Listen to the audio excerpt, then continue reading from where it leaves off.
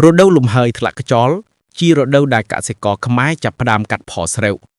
នៅក្នុងវាលស្រែដែលច្រូតរួចស្មៅផ្កាណក់ទឹកចេញផ្កាលឿងរីកពេញវាលផ្នក់ទឹកជាស្មៅមួយប្រភេទមានដើមស្រួយនិងផ្កាចម្រុះពណ៌ស្រស់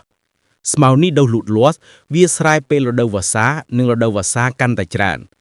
ភូមិខ្លះផ្នក់ទឹកហៅជាឈ្មោះផ្សេងទៀតដូចជាដើមប្រាសាទឬស្មៅប្រាសាទ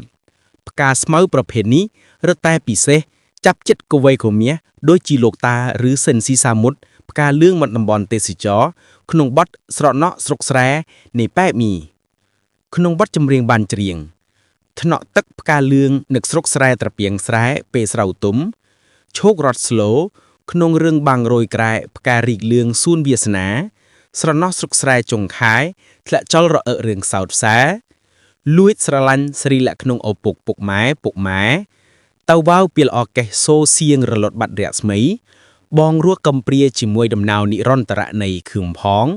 រាត្រីរណូចសល់តែតារាគយគុណវេហាចន្ទាមឿងគេសពពេញវ័យមានម្ចាស់គ្រប់គ្រងរបីចង់វាសនាបទនេះរៀបរាប់ពីស្រុកស្រែចំការនិងអារម្មណ៍របស់មនុស្សប្រុសដែលមិនចេះស្រឡាញ់តាមបទនេះបានធ្វើឲ្យអ្នកទស្សនាមើលឃើញថាផ្កាលឿងនៅវាលស្រែក្នុងរដូវដែលមានខ្យល់បក់ពីនិរន្តរភាពនិងបង្ហាញអំពីភាពទន់ខ្សោយនិងអារម្មណ៍នឹកស្រុកកំណើតនៅស្រុកស្រែរដូវធ្លាប់ឆ្លងកាត់